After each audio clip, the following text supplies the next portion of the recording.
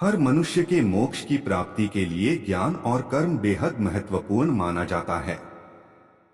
इसी के साथ भगवान की भक्ति भी जरूरी होती है, लेकिन बिना कर्म, ज्ञान और भक्ति के पूजा सिद्ध नहीं मानी जाती है।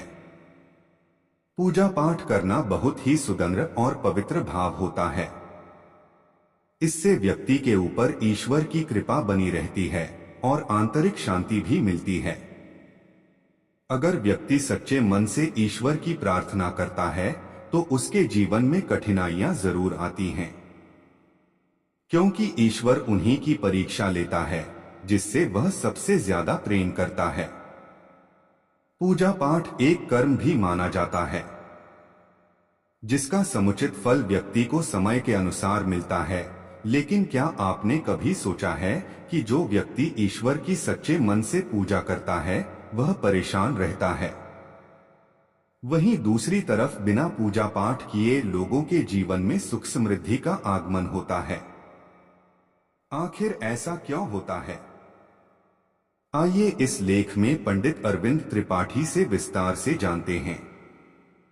अधिक पूजा पाठ नियम करने वाला व्यक्ति इसलिए परेशान रहता है क्योंकि ईश्वर उसी की परीक्षा लेते हैं जिससे वह सबसे अधिक प्रेम करता है। भगवान उसे हर कठिनाइयों से मुक्त करना चाहते हैं ताकि उसे जीवन में कभी किसी प्रकार की परेशानियों का सामना न करना पड़े। वहीं भक्त भी सच्चे हृदय से अपने आराध्य की पूजा करता है ताकि ईश्वर के प्रति उसकी आस्था निरंतर बढ़ती रहे और जीवन में आ रही कठिनाइयां भी उसका कुछ न बिगाड़ सके। भक्तों, अगर आप ईश्वर की पूजा कर रहे हैं तो उनकी पूजा में कभी गलती न करें।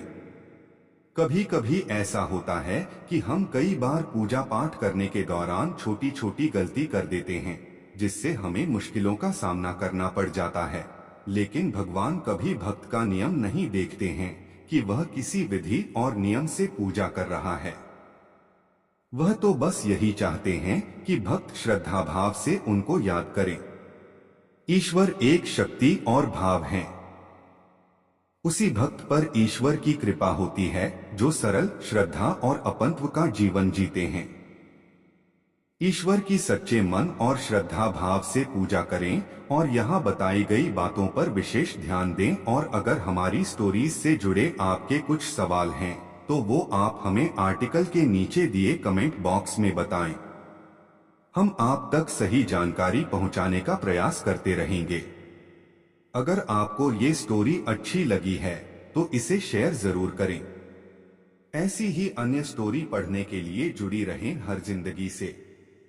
हमें मिलने वाले सुख या दुख का कारण भगवान नहीं अपितु हम ही हैं।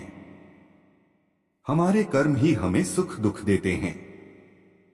कर्म सकाम व निष्काम होते हैं। सकाम कर्म यानी ऐसे कर्म जिनके बदले में हम कुछ भौतिक सुख सुविधाएं चाहते हैं। ऐसे कर्मों का फल सुख दुख के रूप में मिलता है।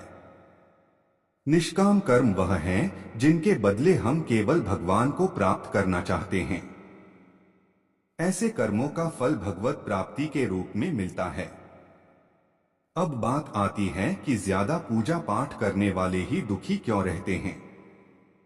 इसका सीधा सा उत्तर यह है कि ज्यादा पूजा पाठ करने वाला भक्ति के स्वरूप को नहीं समझने के कारण पूजा पाठ तो करता है लेकिन वह अनजाने में सकाम पूजा ही करता है जिसका फल उसे सुख दुख के रूप में ही मिलता है। ज्यादा पूजा पाठ करने वाला बेशक ज्यादा पूजा पाठ या भक्ति करता हुआ नजर आता है लेकिन वह कर्मकांड को ठीक से नहीं करना जानता है। ऐसे में गलती पर गलती करता जाता है। बेशक वह कहता है कि वह कुआं खोदने की बात करता है लेकिन असल में वह खाई ही खोद रहा होता है।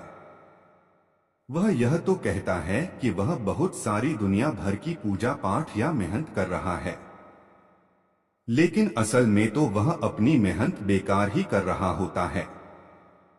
बेशक ऐसा करने में उसका सारा परिश्रम निष्फल चला जाता है। तो एक बात तो यह हुई कि सकाम कर्मों का फल सुख या दुख के रूप में मिलता है।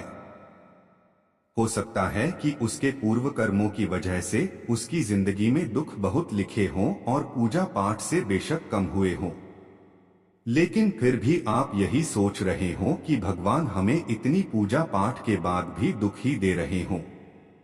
और दूसरी बात यह है कि आप गलत तरीके से या बिना विधि विधान के जाने ही पूजा पाठ कर रहे हो। आप बेशक अत्यधिक पूजा पाठ कर रहे हो, लेकिन उनका प्रभाव उल्टा या निष्फल हो रहा हो। लगता है यहाँ तक आपको सब समझ आ गया होगा। अब एक पहलू और है पूजा पाठ करने वाले को ज्यादा दुख मिलने के पीछे, और यह लागू होता है केवल उस पर जो सही मायने में भक्त है।